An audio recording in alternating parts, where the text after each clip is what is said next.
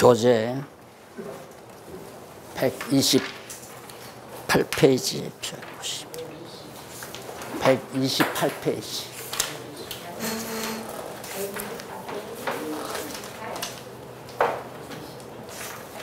제일 위에 보면 한쪽 가로 3번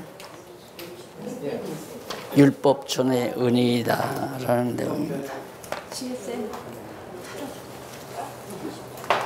그 두 번째 문단 누가 좀 읽어보실래요? 이에 대하여? 네, 이에 대하여. 이에 대하여 사도 바울은 로마 교회에 보내는 편지에서 이르기를 한 사람으로 말미암아 제가 세상에 들어오고 죄로 말미암아 사망이 왔나니 이와 같이 모든 사람이 죄를 지었으므로 사망이 모든 사람에게 이르렀느니라. 죄가 율법이 있기 전에도 세상에 있었으나 율법이 없을 때에는 죄를 죄로 여기지 아니하였느니라. 그러나 아담으로부터 모세까지 아담의 범죄와 같은 아니한 자를 위에도 사망이 왕노릇하였나니 아담은 오실자의 표상이라. 네. 그동안 공부한 거 좀 기억나시죠? 예, 원문. 우리가 지금 공부해온 내용은 사실 지금 우리가 공부해가고 있는 내용은 죄와 은혜에 대한 내용입니다. 죄와 은혜에 대한 내용. 113페이지 거기 보면 3번 로마 넘버 3번 죄와 은혜에 대한 내용인데 지난 시간에 첫 번째로 죄와 관계 있는 은혜, 죄와 관계 없는 은혜, 있는 은혜가 아니라 없는 은혜, 그게 바로 114페이지에 나오죠. 그래서 그 죄와 관계 없는 은혜는 첫째 창세전 은혜다. 한번 좀 복습을 하셔야죠. 약간 이거 어떻게 했나? 이거 된 거야? 아이 참 좋네. 장로님이. 아 그래요? 예.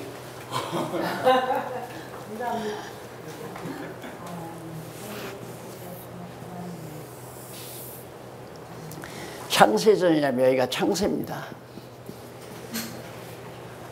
천지만물을 창조할 때인데 창조하기 이전에 여기서 하나님께서 우리를 예정 가운데 선택했다. 하나님의 자녀로 선택해 주셨다. 자, 그러면 우리는 태어나지도 않고 그리스도 안에서 에베소서에 보면 다 나오죠. 에베소서 1장을 참고해서 쭉 설명을 한 겁니다. 그러니까 이때 벌써 하나님은 우리를 그리스도 안에서 선택했다. 죄도 짓기 전에, 태어나기도 전에, 창조되기도 전에, 영원전에, 창세전이란 말은 영원전이라는 뜻이죠. 영원한 때에 하나님께서 권사님들과 우리 장로님들 저 할 것 없이 예수를 그리스도로 믿는 모든 영혼들을 하나님께서 그 당시에 우리는 이렇게 형체가 없는 상태지만 그리스도 안에서 하나님의 자녀로 선택해 버렸어요. 그러니까 하나님이 이렇게 선택했다가 나중에 기분 나쁘면 버리시려 하나님이 아니에요. 선택한 백성은 하나님이 반드시 영원한 나라로 우리를 인도해 가시거든요.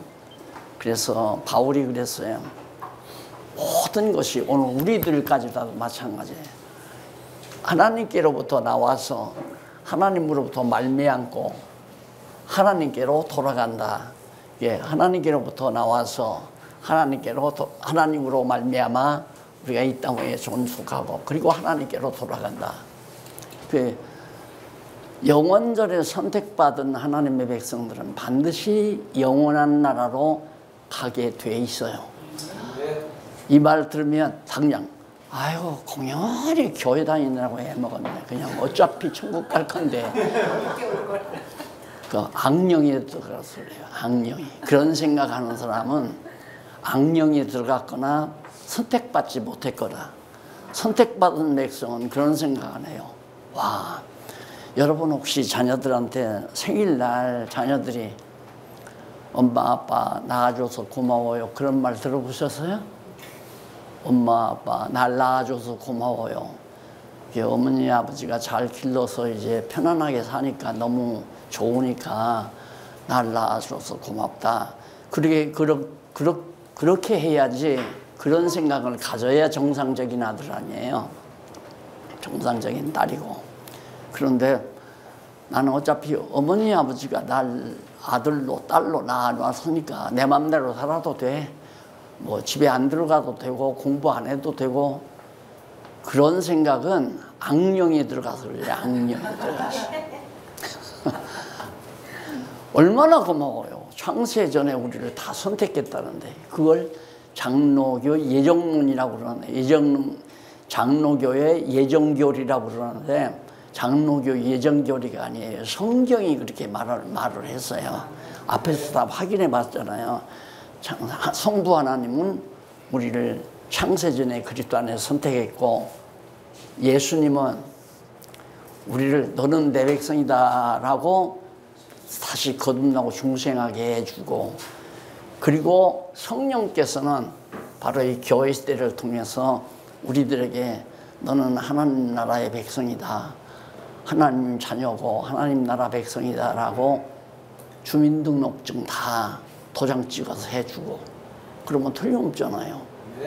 그거 하나 가지면 우리나라에서 주민등록증이 있으면 우리나라에서 살지만은 없으면 쫓겨나야잖아. 너는 외국인이니까 나가라.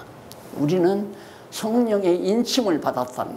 그래서 에베소서 1장을 자세히 읽어보세요. 거기 보면 성부 하나님은 예정 가운데 선택해 주시고, 성자 하나님은 죄를 다 용서해서 깨끗하게 거듭나고 중생케 해주시고, 성령 하나님은 우리를 불러서 이렇게 하나님 나라, 지상의 교회가 이 하나님 나라거든요. 그게 불완전하지요. 우리에게 아직 이 죄덩어리가 있기 때문에. 그래서 상관없어요. 죄덩어리, 이 육신이라고 하는 건 죄 중에 잉태되고 죄 중에 나서 죄 중에 사는 건데, 그런다 할지라도 하나님은 이미 영원전에, 그래서 창세전의 은혜이다. 그러니까 죄와 관계없는 은혜. 죄와 아무 관계가 없어요. 그런데 하나님 나라 백성들, 성도들이 죄지면 지옥 가는 줄 알고, 나도 그랬으니까.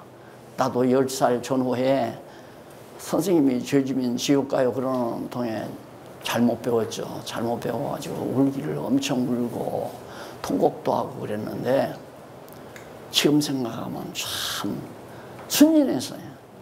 누가 그때 이렇게 가르쳐줬으면 얼마나 좋겠어요.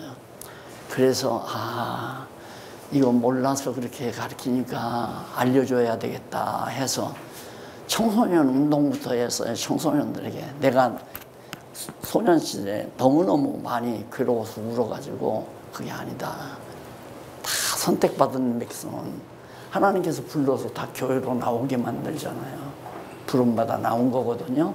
그래서 교회라고 하는 것은 구원을 시키는 장소가 아니라 구원받은 백성들이 모여서 한 가족처럼 서로 사랑하고 사는 것이에요. 아시겠죠? 아주 쉽잖아요.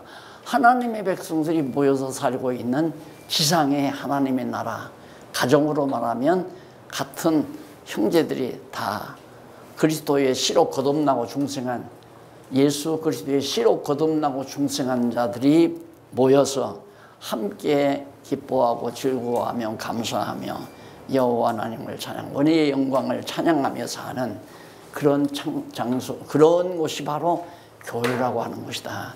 그래서 교회는 한없이 즐겁고 감사가 넘치는 곳이 되어야 되죠. 교회 와서 엉엉엉 울면 아직도 죄 문제가 해결이 안 된 거예요. 해결이 안 된 건 못 배웠으니까 해결이 안 되죠. 잘못 알고 있는 거예요. 생각해 보세요. 목사님이 나 할 때 돈 1000만 원을 꺼졌어요. 근데 내가 갚을 길이 없어가지고 못 갚는 거예요. 그러니까 목사님이 나를 불러가지고, 아이 목사님 연로하신데 나는 그 돈 없어도 살아요. 목사님은 없으면 안 되잖아요. 그냥 다 탕감해 줄 테니까 용서하세요. 그래. 또 만나면 목사님 미안해. 내가 죄를 져서 그 돈을 못 갚아서 내가 이 다음에 꼭 갚아줄게. 또 한 열흘 만에 만나서 또 손잡고 그러면 나보다 주먹 세겠지요. 이 늙은이야 하고 보라고 한 방 쥐어박아 줄 거 아니에요. 왜 밤 하나님 앞에서 징징대고 울으면 안 된단 말입니다. 하나님이 정말 다 용서해 주시고 자녀 삼아 줬으니까 항상 기뻐하고 쉬지 말고 내 욕심대로 살지 말고 하나님의 뜻대로 살려고 뜻대로 살려는 마음이 가득해야 되고, 그리고 모든 일 하나님이 되게 하시는 일대로 범사에 어떻게 참 잘하시네. 그런데 살아가면서 범죄를 하잖아요. 범죄에 대한 거에 대한 죄가 있으니까 범죄를 하는 거지. 죄가 있으니까. 아직 우리는 죄덩어리를 지니고 있잖아요. 그러면 보세요. 예수님이 돌아가실 때 지은 죄를 용서해 줬어요? 지을 죄를 용서해 줬어요? 지은 죄? 지을 죄는? 그러면 만약에 지은 죄만 용서해 줬다고 하면 나는 여기 지금 21세기 산단 말입니다. 그렇죠? 21세기 여기서. 그럼 내가 예수님 돌아가신 십자가에 못 박히셨네. 그동안 여기까지 갈 것도 없어요. 뭐 한 80년 전에 태어나서 계속 살면서 죄 많이 졌죠. 그러면 어떻게 해야 돼요? 내 죄를 용서해. 예수님이 또 여기 와서 십자가 지죠. 또 와서 전혀 몸에서 또 와서 살다가 또 내 죄를 위해서 십자가에 못 박아 죽어가지고. 그러면 예수님이 내 죄를 위해서 그런다면 다른 사람 죄도 그렇게 해낼 거 아니에요. 수십만 번, 수천만 번을 예수님이 오셔서 십자가에 못 박아 죽어야 할 거 아니에요. 예수님은 이 세상에 단 한 번 오시는 거예요. 한 번 오셔서 속죄 제사를 한 번 드려요? 두 번 드려요? 한 번인데 그게 영원한 속죄 제사라고 그래요. 영원은 과거, 현재, 미래 상관없어요. 과거, 현재, 미래 모든 것을 초월하는 영원한 속죄를 예수님이 이루셨다. 그러면 내가 인류가 과거에 지은 죄도 앞으로 택한 백성이 지을 죄도 다 여기서 해결하고 어디로 가셨어요? 하나님 보좌 우편에 앉아 계셔서 항상 우리를 위해서 대속의 제사를 영원토록 드리시는 거예요.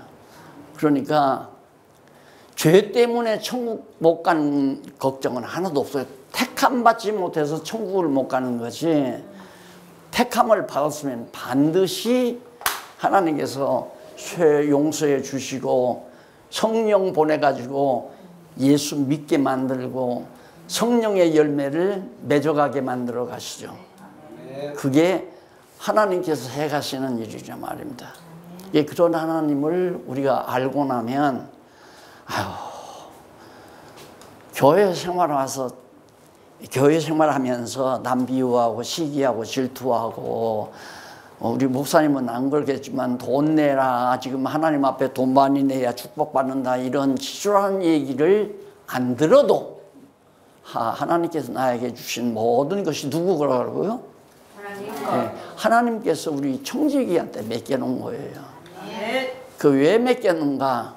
하나님은 주어놓고 딱 감찰하시죠. 너 네 좋은 대로 쓰는지 나 좋은 대로 쓰는지 보자. 그렇죠. 그럼 마귀에게 붙여놓으면 자기 좋은 대로 써요. 성령이 붙들면 누구 좋은 대로 써요. 한마디 하십시다. 날들어 11조 얘기했다고 누가 뭐라고 할까 봐서 지금 한마디 내가 변명삼아. 11조 내기 싫은데 내는 거예요. 내고 싶어서 내는 거예요. 그렇죠. 바로 그거예요.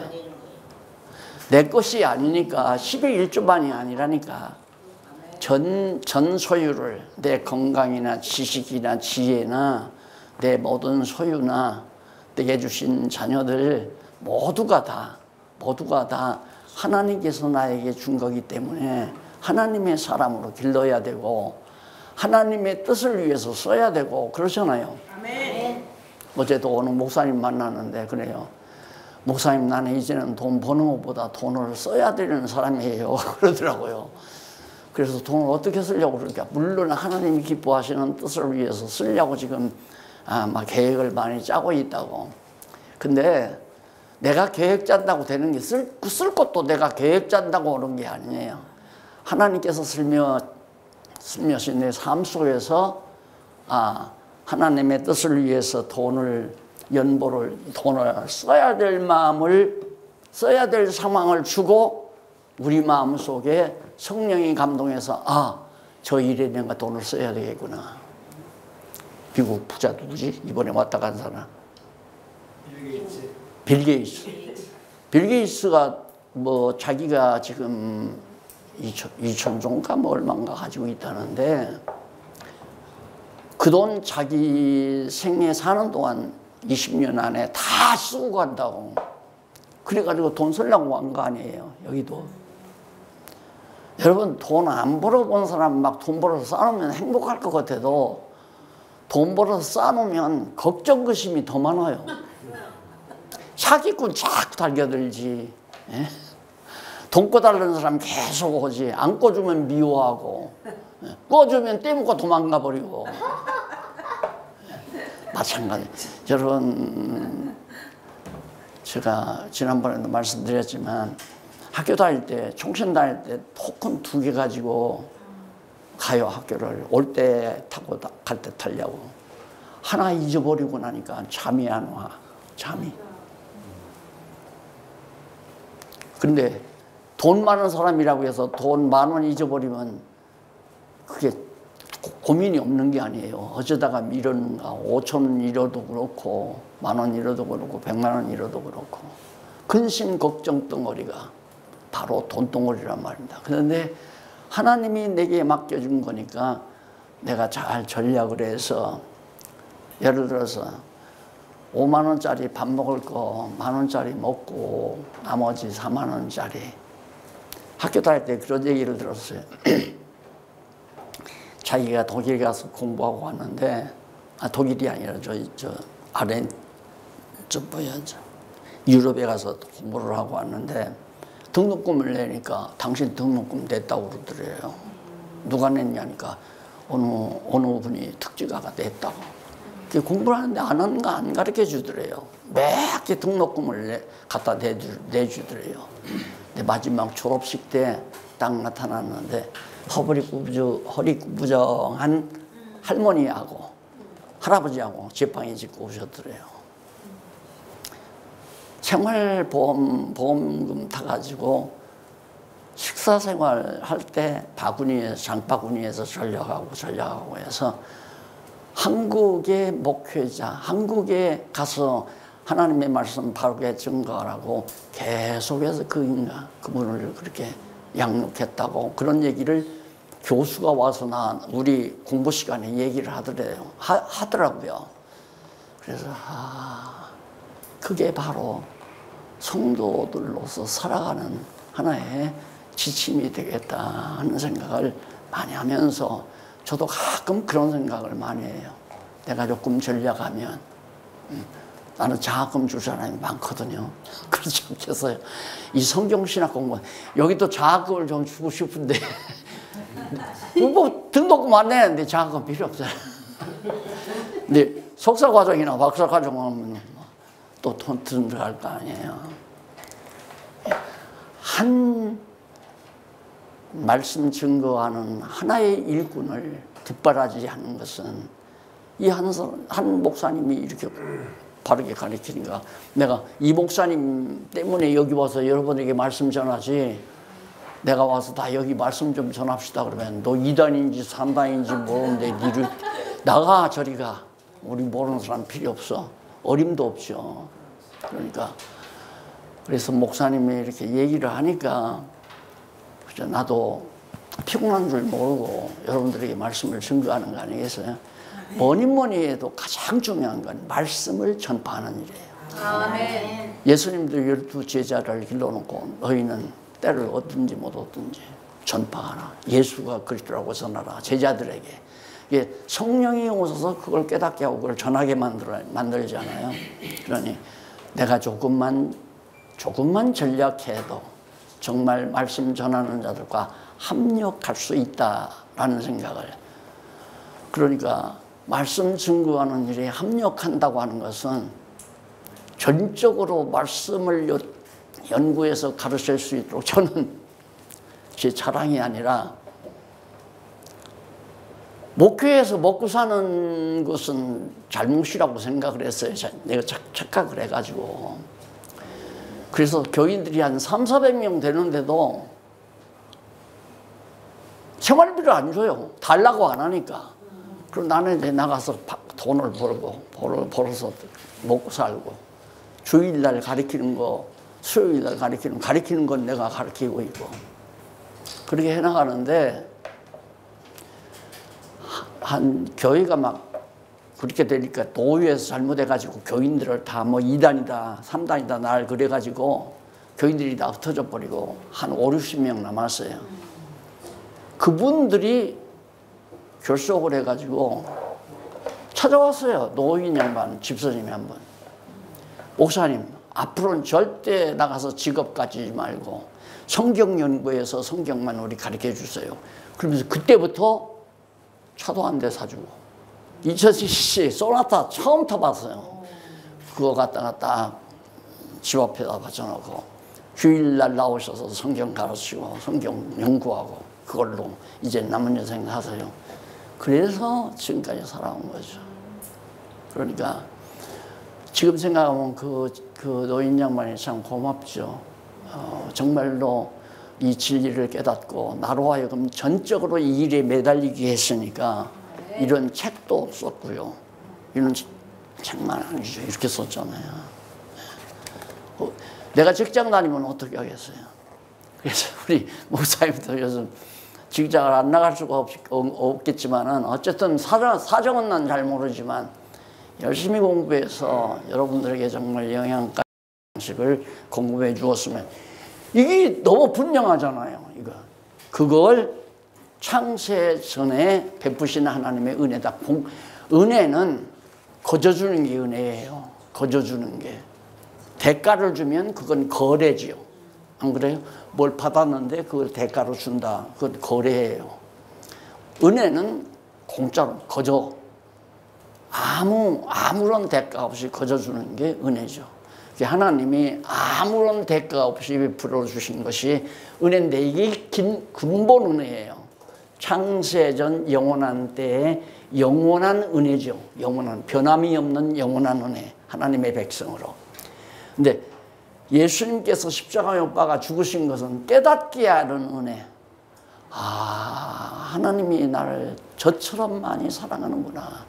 그래서 그리스도께서 십자가에 죽으심으로 하나님이 자기의 사랑을 우리에게 확정하셨느니라. 우리가 모르니까 하나님이 나를 사랑하는지를 모르잖아요.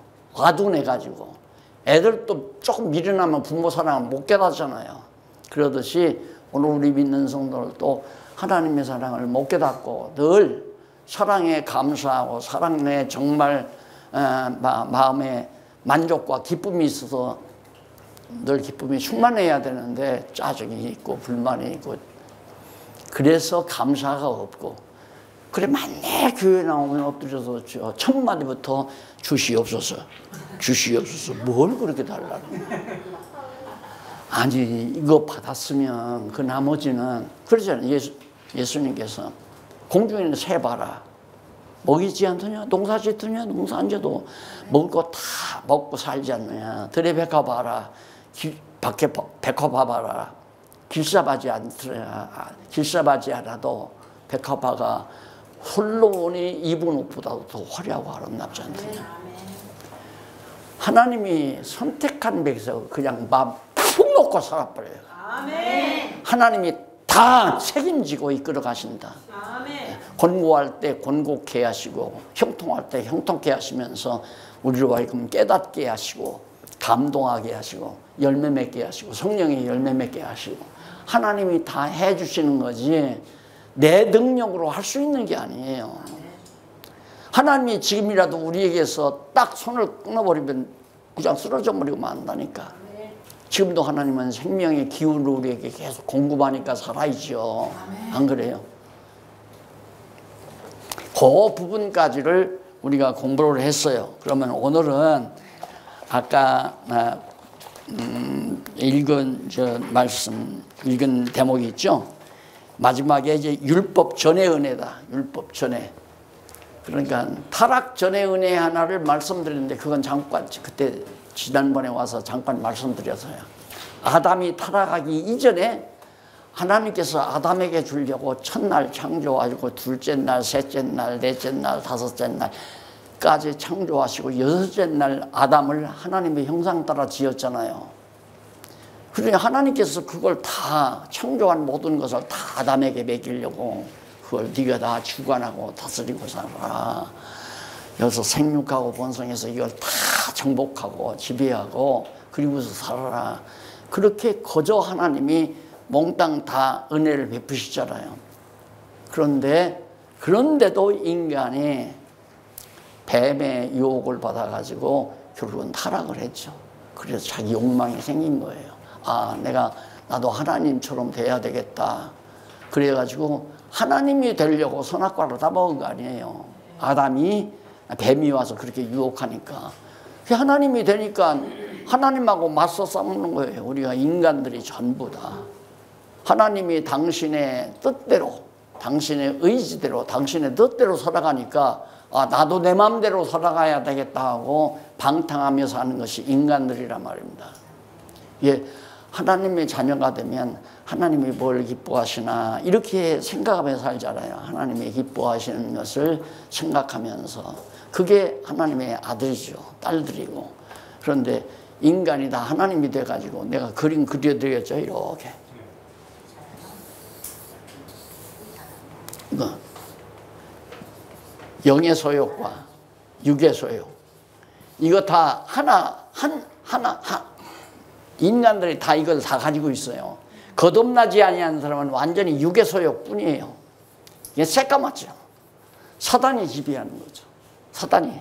영은 죽어버렸으니까 영의 기능 활동 못하니까 육신의 소욕대로 산단 말입니다. 근데 우리는 다 말씀 듣고 거듭났는데 문제는 하나님의 말씀 성경으로 우리의 신앙이 부쩍 이렇게 성숙을 못하니까 자꾸 흔들리게 되고 의심하게 되고 유혹받게 되고. 애들은 그러잖아요. 조그만 아이들 5살 먹으면 절대 바깥 안 내보내잖아요. 뽀빠이 하나 가지고 와서 따라와. 내가 이거 먹고 나하고 같이 가자면 그냥 먹고 따라간다니까. 안겨서 유혹받을까 봐서. 우리의 신앙도 마찬가지예요. 성경 공부를 해서 이렇게 성숙을 해야 모르는 사람이 와서 과자를 주면서 가자 해도 싫어요. 나 안 먹을래요. 우리 집에 많아요. 하고 안 가야 되잖아요. 마귀가 아무리 유혹해도 마귀 안 따라가야 되잖아요. 그러니까 거듭나고 중생해서 우리의 영혼이 튼튼하고 견고하게 하나님의 말씀 얼마나 좋아요. 이렇게 계속 토요일 날 성경 공부해야지. 이렇게 공부하면 할수록 자꾸만 우리 속사람이 큰다고요. 그 다음에는 절대 흔들림이 없어요. 요동이 없고 별의별 사람이 별소리해도 너나 잘해라 하고 하지. 절대 유혹당해서 따라가거나 잘못 알고 또 아이고 나는 그것도 몰랐네. 그리고 어디 은혜 받으러 가자면 또 졸랑졸랑 또 따라가지고 은혜 받는다고 와서 악령 받아가지고 난리를 치고. 요즘 악령들이 우는 사자처럼 택한 백성까지라도 삼키려고 한다니까. 이게 안 되는 건데 택한 백성은 마귀가 못 데리고 와요. 완전히 자기 패는 못 만들지만 순간순간 나로 하여금 사단의 종로로 하게 만드는 거죠. 모르면. 그래서 분별하는 영분별 은사가 있죠. 아, 지금 내 안에서 역사하는 영이 성령이다, 악령이다. 이거 분별할 줄 아는 거, 그것도 은사예요. 그러니까 벌써 자기 욕심대로 뭔가 하려고 하면 그건 두말할 것 없이 악령에 의해서 하는 거고, 성경 말씀을 통해서 하나님의 뜻대로 살려고 하는 생각은 영의 소욕이고, 분별 쉽잖아요. 그러니까 제일 어려운 것이, 제일 힘든 게 뭐냐면 내 욕심. 그래서 욕심이 잉태하면 죄를 낳는다. 욕심은 여기 있지. 여기는 성령의 소욕, 영의 소욕이지 육신의 소욕이 아니란 말입니다. 내 육신이 좋도록 하기 위한다면 그건 틀림없이 유혹의 영이다, 이렇게 생각하면 되고, 내 마음에 하나님의 영광을 위해서, 또 하나님의 주님의 하나님이 원하시는 뜻을 위해서 내가 살고자 하는 소원은 하나님께서 성령을 통해서 주시는 거고, 소원만 주시는 것이 아니라 소원은 기도안이에요. 하나님이 기도할 수 있게 만들어 놓으시고 그 기도가 이루어지게 하시고, 하나님이. 그래서 하나님의 뜻대로 열매, 무슨 열매? 성령의 열매를 맺게 해 가신다. 그 얘기까지를 지난번 해드렸습니다. 그럼 오늘은 율법 전의 은혜이다. 율법 이전에. 율법 이전이라는 말은 아담 타락한 이후부터 모세 때까지를 말하죠. 아담 타락, 여기서부터 모세. 율법 여기지. 율법 줬잖아요. 율법. 이때까지 은혜. 무슨 은혜? 아담이 타락했음에도, 아담이 내쫓는데, 에덴 동산에 내쫓는데, 왜 에덴 동산에 왜 내쫓느냐? 선악을 알고 있는 아담이, 선악과를 따먹고 선악을 알고 있는 아담이 생명과를 따먹으면 누구하고 똑같아져요? 하나님과. 그렇죠. 하나님하고 똑같아져요. 과거에는 형상을 하나님의 형상대로 창조는 했는데, 모자라는 게 뭐냐면 선악을 몰라요. 타락하기 이전에는. 그리고 또 하나는 영원히 살 수가 없어. 생명말을 먹어야 영원히 살죠. 이 두 가지가 모자랐는데 한 가지가 이루어진 거예요. 선악과를 먹고 선악을 하는 거예요. 그러면 에덴 동산에 뒀으면 생명과 먹어요, 안 먹어요? 안 먹죠. 아니, 먹죠. 따먹어버리면 하나님도 죽일 수 있어요, 못 죽여요? 못 죽이죠. 하나님하고 계속 싸울 거예요, 아마. 그렇기 때문에. 그러니까 하나님이 내쫓은 거예요. 또 아직 생명과 먹으면 안 된다. 먹을 때가 있다. 그래서 마지막 우리 이제 예수님 오시면 요한계시록에 보면 이기는 자에게 무슨 열매 준다? 생명과를 먹게 해준다. 그때 생명과를 먹게 해준다. 이제 이 땅에서 다 죄 해결하고 하나님의 은혜를 다 깨닫고, 그리고 천국 가면 그때 이제 영원히 죽지 않도록 생명과를 우리로 하여금 먹고 영원히 살도록 하나님께서 이미 먹도록 하신 거니까 먹게 해주시는 거죠. 자, 그래서 율법 전의 은혜가 아담에게 그것도 있고, 또 보험 가죽 부끄러워하니까 부끄럽지 않게 부끄러움을 가리도록 가죽옷 또 지어 입히고, 그리고 이제 에덴 동산을 내쫓았지만 하나님께서 이제 생육하고 번성하게 해서 셈하고 셋하고 가인하고 아벨하고 낳았잖아요. 가인과 아벨을 낳는데 둘 중에 하나는 버리고 하나는 택해요. 하나님은 버리기도 하고 택하기도 한다. 선택 중에는 버림, 유기라고 그래요. 유기. 이건 선택 반대죠. 이거 유기, 버린다. 그 다음 선택은 취한다, 그런 뜻이고, 하나님께서 아담의 두 아들 가운데 가인과 아벨 가운데 가인은 버려요. 그리고 아벨은 취하고요. 그래서 아벨이 하나님의 은혜를 더 받고, 그러니까 가인이 시기해서 아벨을 죽이잖아요. 그러니까 아벨이 죽으니까 하나님께서 아벨 대신에 셋을 또 하나 또 줘요. 그래서 우리가 셋의 후손이에요. 우리 거듭나고 중생한 자들은 셋의 후손. 그러니까 택한 백성의 후손이죠. 안 그래요? 그리고 이제 그 뒤에 또 노아 홍수도 이 노아 때 노아 홍수가 있잖아요. 근데 백성들이 다 타락해서 죄가 관영하니까 하나님께 가만 놔두면 안 되잖아요. 다 죽이는데 노아에게는 하나님께서 은혜를 입혀요.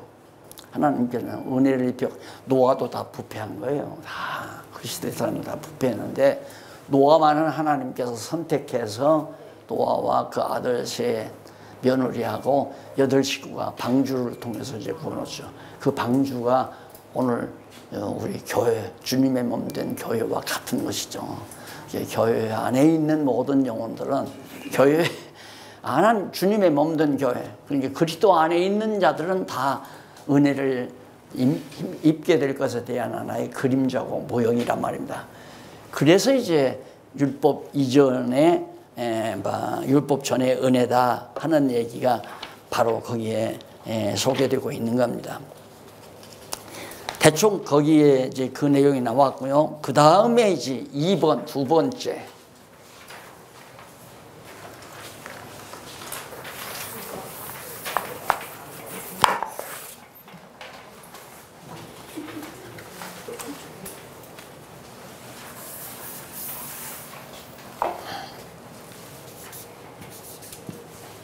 두 번째가 133페이지. 죄와 관계에 있는 은혜. 죄와 관계에 있는 은혜. 죄와, 지금까지 공부한 죄와 관계가 없다. 그게 진짜 은혜죠. 그렇죠. 죄가 있는, 죄와 관계없이 하나님께서 우리에게 엄청난 은혜를 베푸는데 죄와 관계에 있는 은혜는 왜 필요한가? 죄와 관계에 있는 은혜를 베풀어야 인간들이 그때야 깨달아요.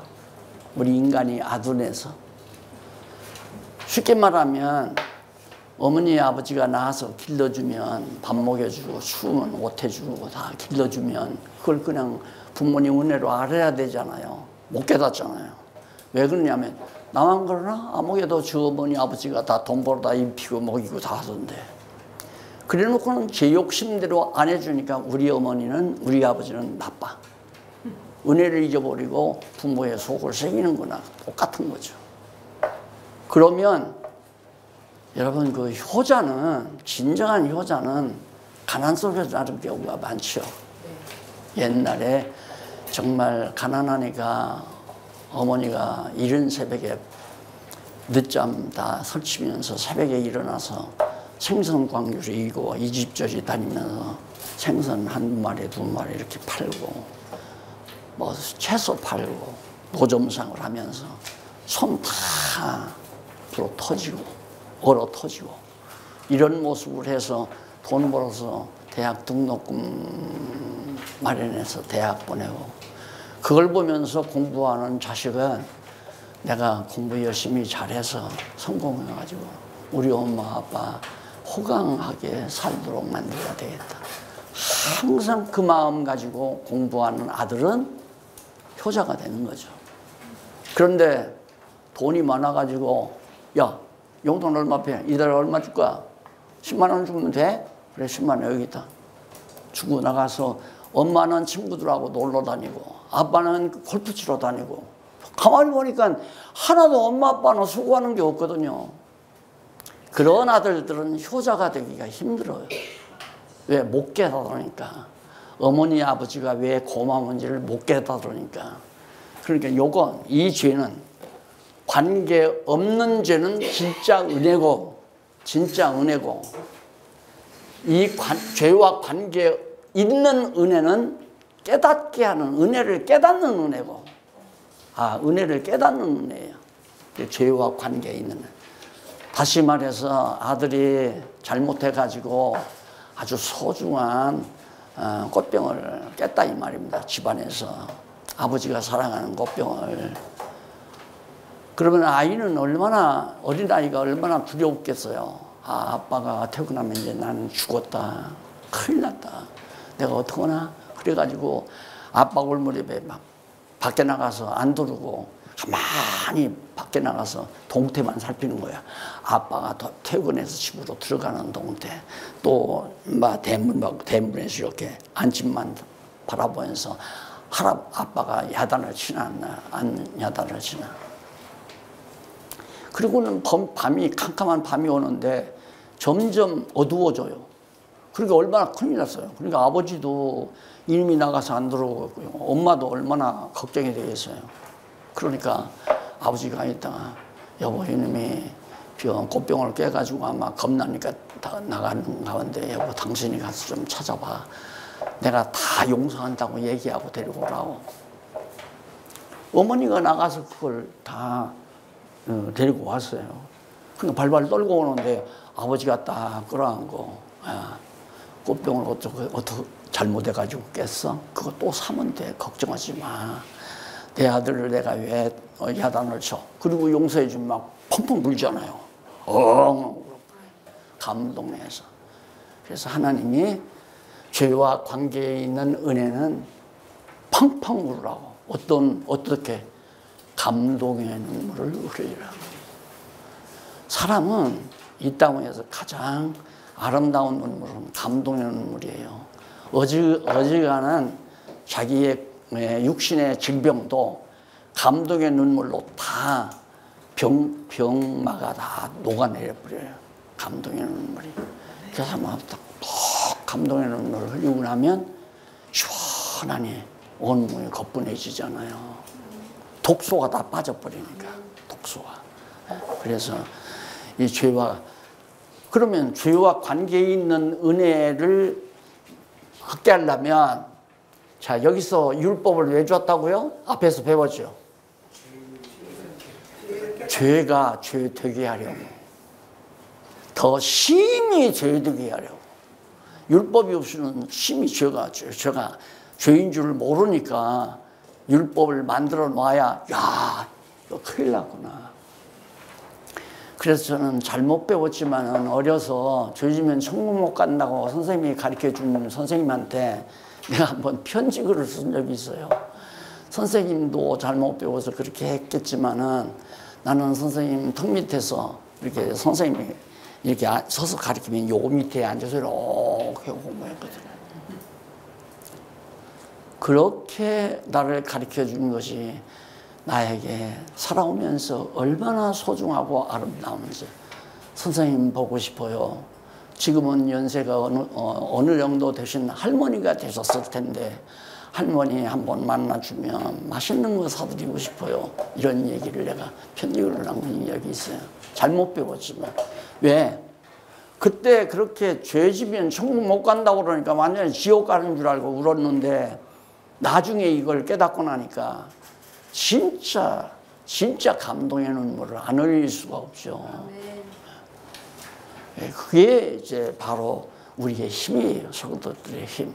그러니까 자녀들이 점점 나이 들어가시는 아버지의 얼굴, 또 주름살 들어가는 어머니의 모습을 보면서 안타까워하는 자녀들. 시집갔거나 장가가서도 가끔 한 번씩 보면 아버지 주름이 늘어났어요. 엄마 주름이 점점 늘어나는 것 같아. 이렇게 말할 수 있는 자녀들은 얼마나 행복한 자녀들이겠습니까? 부모의 은혜를 깨닫고 있는 일. 요즘에는 그런 노래 부르는 놈이 없어. 뭐 부모의 은혜는 뭐 태산 같고 하늘 같고. 생일잔치 할 때 부르나? 생일잔치 할 때. 하나님에게 바로 그거예요, 우리가. 교회만 쳐도 교회당만 떠고 와도 그냥 하나님 생각이 나면 울컥해지고 감동이 오고 내가 하나님 없으면 어떻게 살 뻔하겠나. 내가 하나님을 몰랐으면 내가 그 은혜를 내가 어떻게 알아. 예수님이 십자가에 못 박아 죽지 않았으면 하나님께 날 사랑한다는 걸 내가 어떻게 알고 있겠어. 이런 생각을 하면 하나님의 뜻 외에는 살고 싶은 마음이 없죠. 그렇잖아요? 아멘. 네. 그게 진짜 은혜를 깨달은 자란 말입니다. 한평생 다해서 목숨을 다해서 그래서 바울도 그렇게 살았고 베드로도 그렇게 살았고 야고보도 그렇게 살았고 사도들도 다 과거 선진들도 선교사들도 다 목숨 내대고 하나님의 사랑을 전파하다가 목숨 끊고 목배임을 당하고 그런 과정을 거쳐서 오늘 우리에게까지 이 놀라운 복음, 하나님의 크신 은혜를 깨닫게 하는 이 복된 소식을 우리가 듣고 있게 되는 거란 말입니다. 그러니 기도 그냥 엎드려서 주여 주시옵소서 하면 나 그냥 속 터져서 우는 거예요. 자기 그냥 누구한테 멸시 받은 거 막 억울하고, 누구한테 뭐 남편한테 억울하게 당하고 그런 거 녹이면서 펑펑 울면서 하는 게 은혜 받아서 우는 게 아니란 말입니다. 내가 다 알아요. 그거 보면 알아요. 저 양반은 정말 은혜에 감동해서 우는가, 자기 팔자탄식하면서 우는가. 은혜 받으러 가서 우는 사람은 대부분 다 팔자탄식이 많아요. 정말 우리 성도들은 어떻게 이 감동을, 이 세상에 이런 감동이 어디 있겠어요? 창세전에 택해놓고 우리가 그 은혜를 모르니까 은혜를 은혜로 알기 위해서 율법과 관계 있는, 죄와 관계 있는 은혜를 주기 위해서 율법을 우리에게 준다. 율법 앞에 서지니까 율법으로만 의롭다함을 얻을 육체가 하나도 없다. 율법 지켜서 의롭다함을 얻을 육체가 아무도 없어요. 그런데 우리는 율법 지켜서 의롭다함을 얻으려고 하니까 엉뚱하게 자꾸 돌아가는 거거든요. 아이고, 한 주간도 또 내가 하나님 뜻대로 못 살았단 말은 율법범하고 살았단 얘기거든요. 예.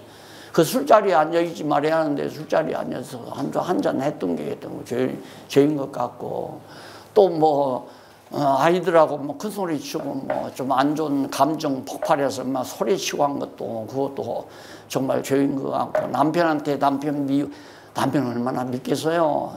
아내는 지금 바빠 죽겠는데 누워서 그냥 코 골고 잠이나 자면 열딱지라서 그냥 가서 발길로 자고 싶겠죠. 그런 생각 저런 생각하면 아이고, 죄 많은 인간 여기 왔습니다 하고 또 그러니까 신앙생활을 거꾸로 하는 거예요. 감동으로 해야 되는데 항상 두려움으로 하는 거예요.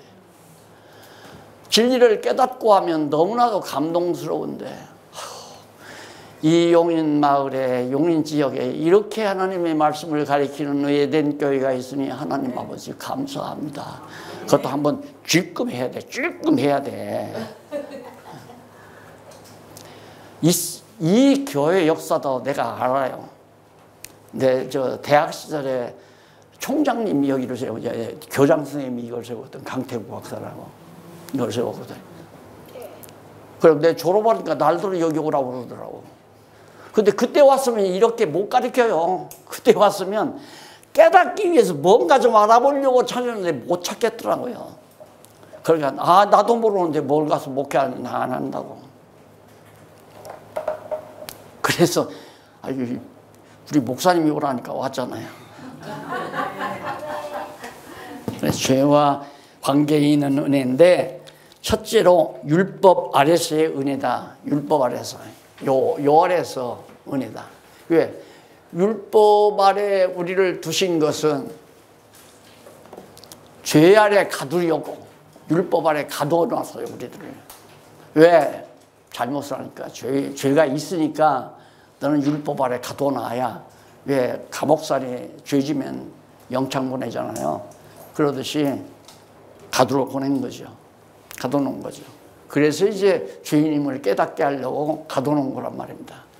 그리고 해방시키잖아요. 감옥에 가서 그냥 죽도록 형을 하는데, 예수님이 오셔서 거기서 더 율법에서 벗어나게 하잖아요. 내가 다 네 대신, 내가 죄짓고 5억을 다 벌금으로 내야 되는데 내 대신 내가 5억 다 갚았다. 너 감옥에 나와도 된다. 바로 그거 아니에요? 예수님이 율법의 요구를 다 들어놓았어요. 너 왜 내 자녀다, 내가 선택한 백성을 갖다가 네 안에 가둬놓고 있느냐. 그러면서 뭘? 여기서 피를 요구하는 거예요. 피. 죽음을 요구하는 거예요. 죄값은 사망이라고 그랬죠.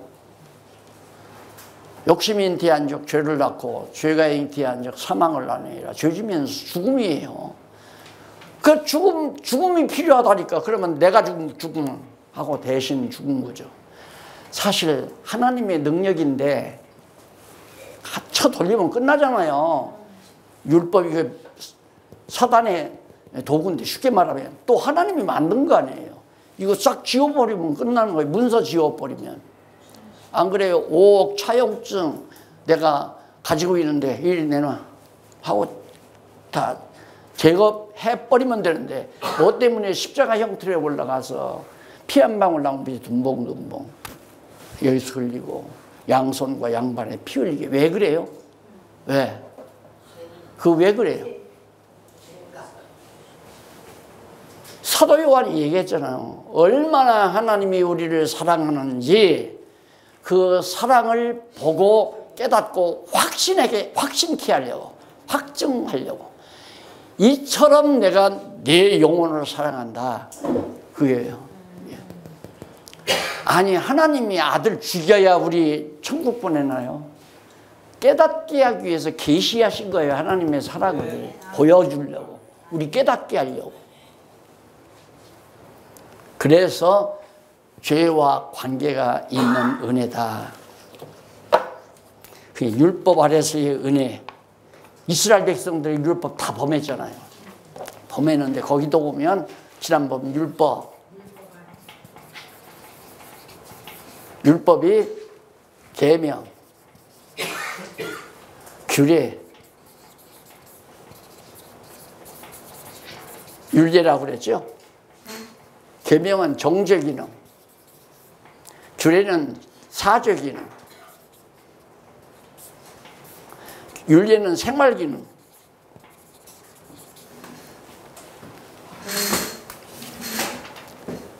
계명을 통해서 정죄해가지고 규례로 용서해줘요. 규례는 꼭 피 흘림이 있어야 되죠. 비둘기 피를 흘리든 양의 피를 흘리든 송아지 피를 흘리든. 그러니까 예수님 당신 피로 피 흘린 거예요. 장차 예수님이 메시아로 그리스도로 오셔서 피 흘려 우리를 위해서 대속의 죽음을 죽으신다. 그걸 가르쳐주기 위해서 율법이. 그래서 율법은 누구를 증거한 것이다? 율법은 내게 대하여 예수님에 대해서 증거한 거다 이 말이에요. 그러니까 이 사죄 기능이 있잖아요. 그러니까 계명을 통해서 죄를 알게 해가지고 규례를 통해서 그 죄를 용서받게 만드시는 역사. 이게 그대로 예수 그리스도 안에서 이루어지는 거예요. 그러니까 여러분 이제는 예수를 그리스도로 믿어진다면 죄 때문에 두려워하지 말고 하나님의 은혜에 감동할 줄을 알면 돼요. 하나님의 은혜에 감동할 줄 알면. 그래서 에베소서에 보면 은혜의 영광을 찬미케 하려고 이렇게 했다. 다 영원전 선택하고 그리스도를 통해서 대속해 주시고 성령을 통해서 내 백성이라고 도장 딱 인쳐 주시고 이렇게 하는 것은 은혜의 영광, 하나님의 은혜의 영광을 찬미케 하려고. 차 한잔 하셔야죠.